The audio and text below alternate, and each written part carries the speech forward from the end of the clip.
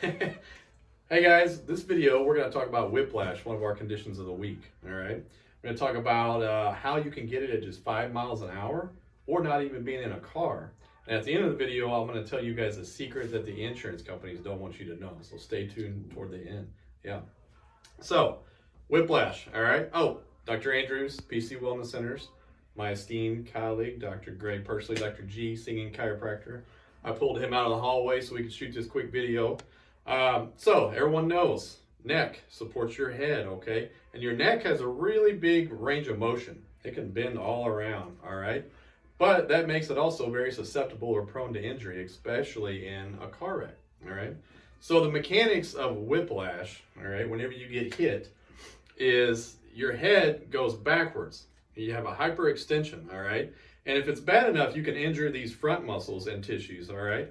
But then your head rebounds or whips forward. Your chin hits the chest, and that is really what causes most of the injuries with whiplash. All these muscles, tissues, ligaments, and tendons are strained and sprained, torn sometimes. And most important, you may have a disc bulge or a disc herniation if it's bad enough, okay? So after that, a couple things happen. Number one, you have a normal curve to your neck, but with a whiplash injury that straightens that curve out, all right? And two, you get tons of inflammation in there.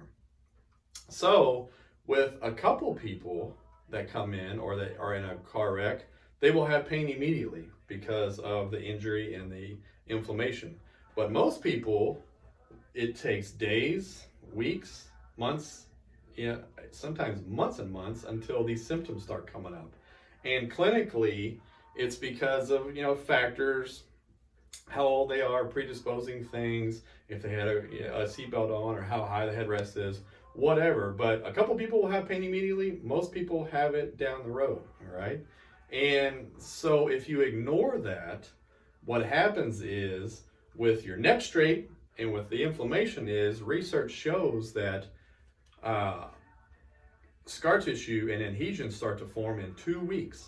Okay, so the people that get in a car wreck and they think, oh, I'm not hurting too bad, and they ignore it. Well, after 2 weeks, they start getting this degenerative process starts, and eventually we see them, right? But it's months down the road when they're finally in chronic pain, and then we do an exam and X-rays and show them that, hey, you've got this underlying degeneration and decay and damage to your spine and your muscles and your tendons and your ligaments, and it's because you ignored it when you initially had your wreck. So it is very important. Early intervention means prevention, okay?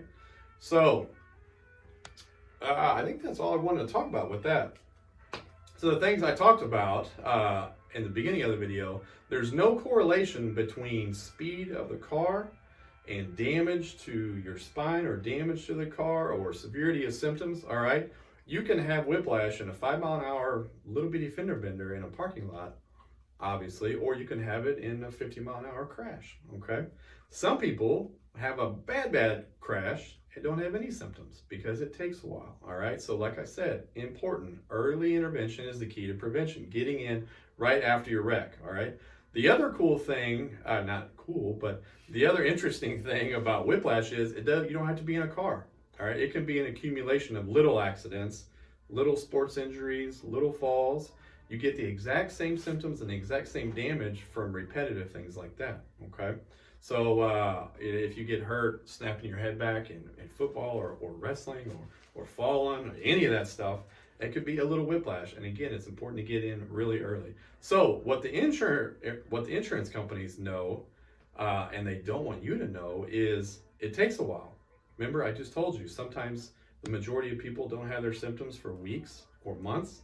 Well, the insurance companies know that. And so, and I'm not bad-mouthing insurance companies, it's their job, but they're going to call you and they're going to want to know if you're having symptoms or how you're feeling or if you've made an effort to go to a doctor or the ER, because they know that these symptoms come on later, all right? So do us a favor, if an agent calls you, give it a little bit of time, or don't just give them some quick answers that you're not hurting, because then your job is a lot more difficult to get that case settled if you need to. So early intervention, call us immediately after an accident.